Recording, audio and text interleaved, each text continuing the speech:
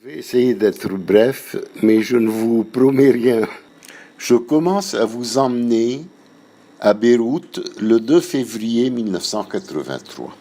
Ce soir-là, profitant d'une période d'accalmie relative au Liban, nous festoyons avec nos amis autour d'un énorme plateau de cigales de mer.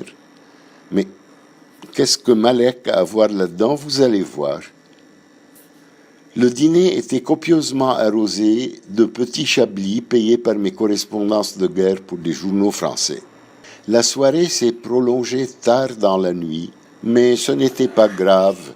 Tous mariés depuis un temps certain, n'avions pas encore d'enfants. Mais qu'avaient donc ces cigales qui ont provoqué malaise et vomissements sélectivement chez la plupart de nos épouses? Ça avait duré longtemps. Je m'inquiétais pour Amal. Rendez-vous chez son gynécologue, un vieil ami de la famille. Après l'examen, il a les larmes aux yeux. Malek était en route depuis 2 mois déjà. À sa naissance, le 28 octobre 1983, il criait déjà sa faim. Et il s'était arrangé pour siffler au passage tout le liquide amniotique. Plus tard, je voulais qu'il soit le plus grand, le plus fort, le plus beau.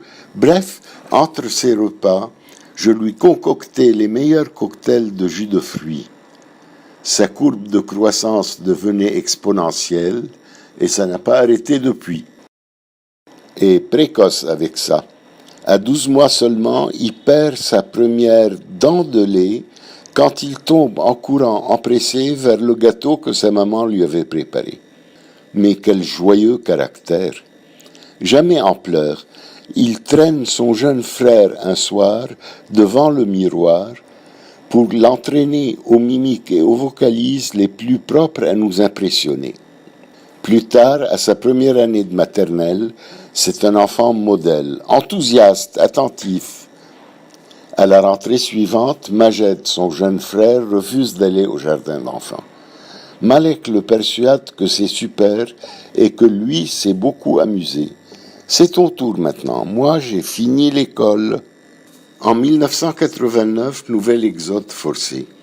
Les canaux de campagne arrosent copieusement notre quartier et le blocus syrien sévit contre les petits bateaux qui essayent de prendre la mer. On découvre un frêle avion d'Air Toulon, un avion-taxi qui décollait à vide d'un petit tronçon de route droite. Il accepte de nous embarquer pour des cieux plus cléments, vole en rase-motte pour échapper aux tirs ennemis et pour admirer les exocètes qui volaient plus haut que notre avion. Vol plané pour atteindre Rhodes après un refus d'atterrissage chypriote. Arrivé enfin à Paris, Malek découvre la tour Eiffel, les fleurs du jardin des plantes, les belles avenues. Quand je serai le président du Liban, je rendrai mon pays aussi beau que la France. Cet épisode l'a beaucoup mûri, l'a rendu amoureux de cette double appartenance, mais aussi ça a fait de lui un être tiraillé entre 2 mondes, Orient et Occident, patrie ravagée et société en paix, famille déchirée aussi. Amal et les enfants en France pour toute la durée des études primaires, moi au Liban pour assurer la survie. Ça a fait de lui un enfant inquiet. Le retour au Liban en 1994 a gommé ses angoisses, mais il a gardé un sens du sérieux persistant. Quelquefois, sa présence en adulte réfléchi a contribué à ressouder ce que 6 ans de séparation ont pu dévaster dans la famille. Il s'est constitué aussi une sacrée cuirasse, immense effort d'adaptation pour réapprendre l'arabe en accéléré, avec des adultes qui a fait 2 ou 3 fois son âge. Mais son vrai démarrage correspond à la découverte des humanités, dans le secondaire. Ça l'a débarrassé de ses complexes orthographiques. Il préférait nettement le monde des idées aux règles grammaticales et la géométrie dans l'espace aux efforts calligraphiques. Avec quelques amis et autour de leur prof de philo ou d'histoire, ils créent un groupe de réflexion judicieusement appelé Pensée, Afkar en arabe, et qui a survécu de nombreuses années au chemin divergent de l'université. Certains des membres de ce groupe sont présents aujourd'hui parmi nous. Enfin, son brillant succès au bac m'a définitivement rassuré sur ses capacités, tout en le libérant dans sa relation avec ses parents. À 17 ans, Malek, tu vis seul en France pour préparer le concours de médecine. Pas facile. Lors de l'un de mes passages, je perçois chez toi un moment de faiblesse, de doute. Courage, mon fils, tu seras peut-être sage-femme. Quel tonus ça t'a redonné, dis donc. Maintenant que je connais un peu celle qui va partager ta vie, je peux te dire à quel point je suis heureux. Elle est la meilleure personne que tu pouvais rencontrer. Ses nombreuses qualités d'intelligence de cœur, de rationalité ont séduit toute la famille du Liban. Sois assurée, Lisa, que tu es la bienvenue chez nous, chez toi. Connaissant le don inné de Malek pour la bouderie, j'étais curieux de voir si Lisa allait s'enfuir à toutes jambes ou patienter pour voir ce qu'il avait à lui offrir. Elle est restée, tu es restée, Lisa, sensible aussi à ses franches qualités. Toi aussi, tu avais compris à quel point vous étiez faits l'un pour l'autre. Lisa, bravo. Tu as tenu, malgré son sens de l'humour indéchiffrable, quand il m'offrait par exemple, à ma première crise cardiaque, la collection de BD Pierre Tombal ou un dessin de diabétique comme moi qui caramélise dans la marmite des cannibales. Un peu plus sérieusement, je pense aujourd'hui à nos parents du Liban qui ne sont plus. Ils seraient aujourd'hui, comme moi, fiers de toi, fiston, fiers de tes combats, fiers de la tradition des émirs Chehab que tu as appris à pérenniser, du chemin que tu t'es taillé, fiers des combats qui t'ont fait. Ils approuveraient ton choix et seraient heureux de vous voir unis dans cette France qu'ils avaient depuis longtemps appris à aimer.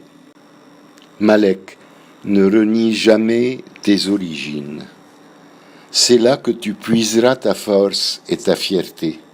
Vos enfants s'épanouiraient dans cette double culture authentiquement cosmopolite. Malek, l'attachement aux racines donne des ailes. Mes enfants, un couple c'est fragile, toujours secoué, mais il faut se battre pour le préserver. Vous vous aimez et inévitablement, vous vous ferez souffrir de temps en temps.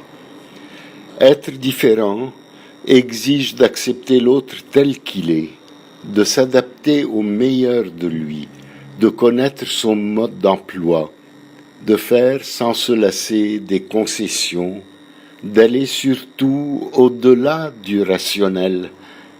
L'apprivoisement exige beaucoup de temps, beaucoup de patience, de douceur, de pardon. Allez mes enfants, la brise est bonne, la mer est calme maintenant.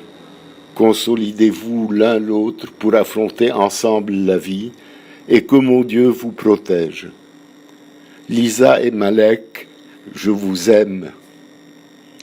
Amal, Majed, Léa et moi, souhaitons tout le bonheur du monde à vous et à tous ces jeunes couples autour de vous, avec plein de cigales de mer et de petits chablis. Bon vent et vive les mariés. Un petit papier, j'ai quelques notes sur un téléphone que je vais garder là, au cas où ça se passe mal. Malek. C'est bizarre, mais c'est la première fois que je l'appelle Malek. Parce que étant petit, je ne savais prononcer ni le M ni le K. Ça donnait aller et c'est devenu assez populaire dans la famille. Vous voyez tout de suite qui était le génie de la famille. En fait, à 5 ans, il refusait de m'adresser la parole si ce n'était pas à propos de mythologie grecque. J'ai eu une enfance un peu difficile. Moi, mon truc, c'était plutôt les jeux de cartes. J'en vois quelques-uns qui sourient intérieurement. Et Alors, il y a de la est-ce que je ne vais pas m'éterniser sur le sujet, parce que ce n'est pas exactement à mon avantage. Et ceux qui veulent savoir peuvent demander plus tard. Non, sérieusement, maintenant, je voudrais vous remercier déjà de nous avoir ici dans ce cadre et vous remercier pour avoir réussi à rassembler toute notre famille qui est là. Cette famille qui a toujours été si importante pour nous, qui a toujours été auprès de nous et qu'en fait qui a fait qui nous sommes aujourd'hui. Et je peux donner quelques exemples. Les seuls qui me reviennent sont les plus fréquents, mais les déjeuners chez Mona à Paris, les Noëls chez Nini et Imad, chez les Alamouni, les Nouvel An chez Tonton, les retraites de bac chez Marina. En fait, on a des souvenirs vraiment avec tout le monde dans cette famille et c'est un bonheur de vous voir. Ça me fait chaud au cœur d'avoir tout le monde ici. Mais surtout, en fait, je vais profiter de mon moment d'antenne pour rendre un hommage aux deux artistes, artisans, auteurs de l'œuvre d'art qui ont là pour célébrer l'union à une autre œuvre d'art, c'est Lisa. Donc, tous deux, œuvre d'art, papa, maman, 44 ans de mariage pour vous, c'est ça? 44 cette année? Et demi. 44 et demi, bientôt 45. Pendant ces 45 ans, vous avez tout donné l'un pour l'autre. Vous avez surmonté les problèmes, la distance à cause de la guerre. Et vous avez surtout tout donné, tout sacrifié l'un pour l'autre, pour que Malek, moi et l'atelier, votre troisième enfant aussi, puissent s'épanouir dans les meilleures conditions. Et c'est vraiment avec beaucoup d'émotion que je le dis. Et Léa, Malek, Lisa et moi, la barre est haute. Vraiment quel exemple vous nous avez donné. Bravo.